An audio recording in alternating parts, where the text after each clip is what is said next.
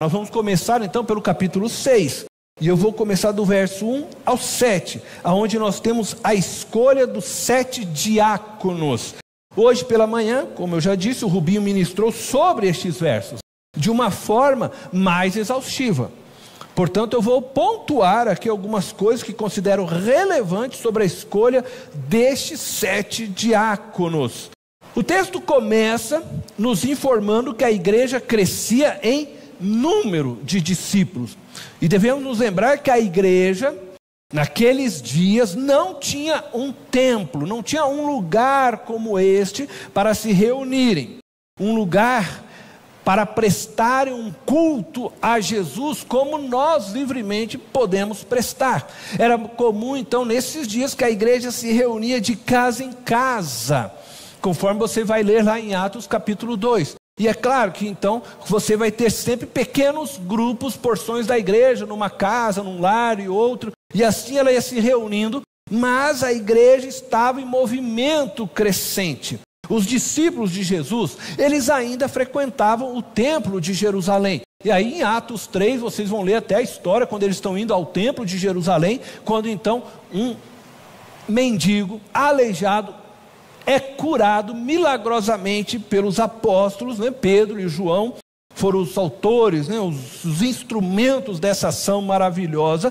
Mas eles, claro, não tinham liberdade de prestar culto a Jesus dentro do templo em Jerusalém, e nem autorização dos líderes religiosos de Israel para falarem naquele lugar a respeito de Jesus. O crescimento do número de discípulos deu início ao surgimento de uma crise por conta da distribuição diária de alimentos, conforme nós podemos ler em Atos 6, versículo 1. Naqueles dias, crescendo o número de discípulos, os judeus de fala grega, entre eles, queixaram-se dos judeus de fala hebraica, porque suas viúvas estavam sendo esquecidas na distribuição diária de alimentos. O crescimento do número então de discípulos deu início a esta crise. Quem são os judeus de fala grega e os de fala hebraica? Os judeus levados para o cativeiro babilônico passaram a falar o aramaico, que era o idioma oficial do Oriente Médio, ao invés do hebraico dos seus ancestrais. Então, quando os judeus foram levados cativos para a Babilônia, lá eles aprenderam a falar o aramaico. Dentre os judeus levados cativos para a Babilônia, muitos desses foram habitar em terras gentias ao serem libertados do cativeiro. Então, cumpridos 70 anos na Babilônia, foram esses judeus libertados. Um grupo desses judeus foram para terras gentias, isto é, eles não voltaram para Canaã, eles não voltaram para a terra dos seus ancestrais. Essas terras onde eles foram habitar, elas começaram a usar o grego como idioma, após a expansão grega liderada por Alexandre o Grande. Estes judeus então abandonaram o aramaico, que eles haviam aprendido na Babilônia, e começaram a falar o grego, que foi a língua que começou a predominar aonde eles estavam. Então esses judeus são os tratados aqui no texto como judeus de fala grega. A outra parte dos judeus que foram libertados também lá da Babilônia, ao completarem os 70 anos, voltaram para a terra dos seus ancestrais, voltaram para Canaã, voltaram para Israel, voltaram para Jerusalém, para toda aquela terra que havia sido ocupada por seus pais no passado. E eles voltaram, e ali eles começaram a tentar um retorno, se a gente pode dizer, à língua hebraica. E eles então falavam o aramaico e o hebraico. Então você tem agora judeus que estavam falando o grego, e você tem judeus que estavam falando o hebraico e o aramaico também. Agora, com o crescimento do evangelho e o retorno daqueles judeus que falavam grego para as terras dos seus pais, dos seus antepassados, com o retorno deles, começou então a haver naquela região de Jerusalém, ao redores ali, judeus agora que falavam hebraico e aramaico, e judeus que falavam o grego. O evangelho começou a se propagar, esses judeus começaram a ser alcançados, tanto aqueles que falavam hebraico quanto os gregos, e eles começaram a enfrentar agora o primeiro conflito deles, dentro da história da igreja. O texto nos mostra aqui algo que eu quero destacar então para vocês neste primeiro ponto. Este conflito surgiu porque os judeus de fala grega se sentiram prejudicados, negligenciados, esquecidos pelos judeus de fala hebraica com relação às suas viúvas. Isto é, eles começaram a observar que as viúvas deles não eram tão bem cuidadas, segundo o olhar deles, como as viúvas, dos judeus de fala hebraica. E esse conflito então nos leva à primeira transformação que eu quero destacar em nossa reflexão de hoje. Primeira transformação é que nós estamos agora saindo de uma comunidade unida para uma comunidade dividida.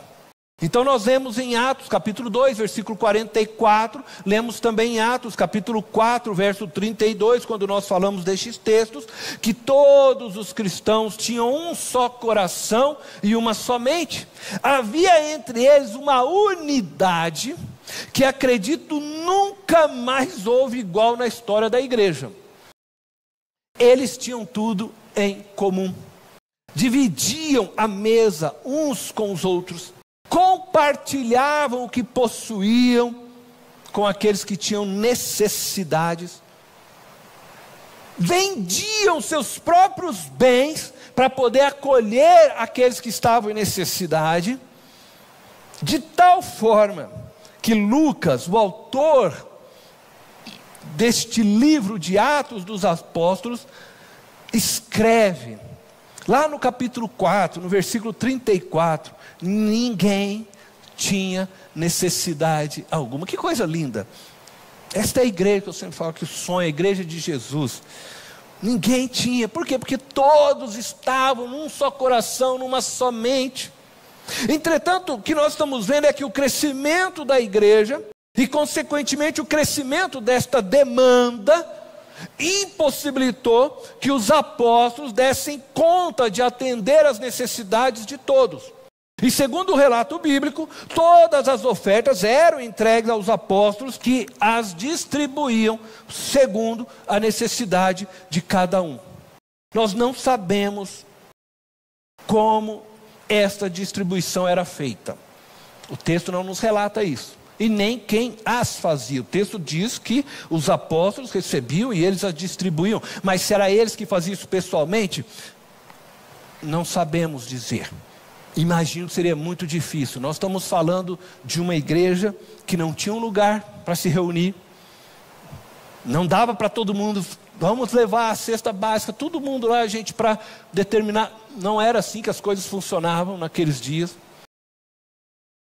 Mas de alguma forma essa distribuição acontecia, e de alguma forma não estava agradando a todos. Ela estava sendo feita aos olhos daqueles judeus de fala grega, de forma indevida, negligente para com as suas viúvas.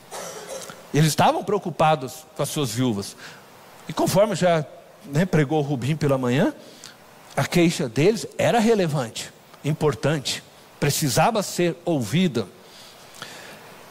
Os apóstolos, na busca de não falharem com o ministério da pregação, que aos olhos deles era a tarefa principal deles, então os apóstolos compreendiam ser a pregação do evangelho a tarefa principal deles. De forma então que eles pediram que a igreja indicasse 7 homens de bom testemunho, cheios do Espírito e de sabedoria para fazerem a distribuição dos alimentos, para servirem a mesa. Servir a mesa aqui não é servir a ceia do Senhor, não é pegar o cálice e distribuir na igreja, nada a ver com isso. Era levar o alimento para aqueles que tinham necessidade. E aprendemos neste episódio com os apóstolos que não podemos deixar o secundário nos desviar daquilo que é prioridade em nossos chamados. Os apóstolos estão nos ensinando que nós não podemos abrir mão daquilo que é primário, deixando o secundário nos desviar do nosso foco, do nosso chamado específico dado por Deus. O secundário deve ser feito, mas não à custa do que nos foi dado como prioridade por Deus. A palavra servir, lida aqui por nós neste capítulo 6, ela vem do grego, que é a palavra diácono. E ela é usada aqui para se referir à tarefa dada a estes 7 homens. E não é uma referência a um título recebido. Os apóstolos oram e impõem as mãos sobre eles, indicando que estavam revestidos de autoridade para o exercício daquela tarefa que lhes foi dada. Então, naquele contexto, o diácono é aquele que servia a mesa, aquele que então fazia essa distribuição. Eles foram chamados para fazer aquele serviço. Não era um título até então. Como eu disse, não existia essa igreja dessa forma organizada como nós hoje temos. Depois, com o tempo, você vai ler a carta do apóstolo Paulo e já vai encontrar lá de outra forma esse termo diácono, um outro momento da igreja. Mas aqui onde nós estamos, aqui não tem o sentido de um título, mas sim de uma tarefa que foi dada. 2 destes homens, Estevão e Felipe, eles passaram a se distinguir por suas atividades evangelísticas. Nós vamos perceber que daí, a partir daqui, o texto vai começar a dar ênfase a Estevão, é onde eu vou trabalhar, e a sequência depois vai vir Felipe. Nós estamos vendo o quê? Que Lucas ele vai preparando você para cada salto deste livro. Então ele vai introduzindo, inclusive no término do nosso estudo nós vamos ver que ele vai introduzir já Saulo também na história, né? Tá bom? Mas Estevão e Felipe, eles são distinguidos então agora por suas atividades evangelísticas.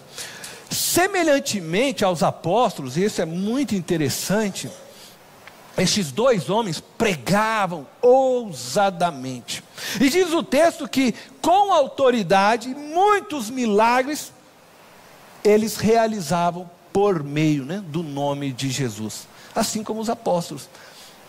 Aqueles homens, que coisa interessante, né? Então, homens cheios do Espírito de Deus, do poder de Deus, da graça. Eu vou dizer algo e preste atenção. Nós não sabemos o impacto dessa divergência entre os judeus, hebreus e gregos. É claro que a solução que foi dada dos 7 homens, pelo menos por um momento, apaziguou, porque diz que daí a igreja crescia, termina mostrando isso novamente, a igreja estava em crescimento, parece que deu uma apaziguada. Talvez a divisão não aconteceu, por quê? Porque começa um período de perseguição. E aí nós vamos perceber que já agora na história de Estevão, onde a gente vai se aprofundar, começa o primeiro período de perseguição. E a igreja tem que se dispersar. E aí nós vamos depois entrar já em Filipe e Samaria. Quer dizer, começa uma nova fase para a vida da igreja. Tá?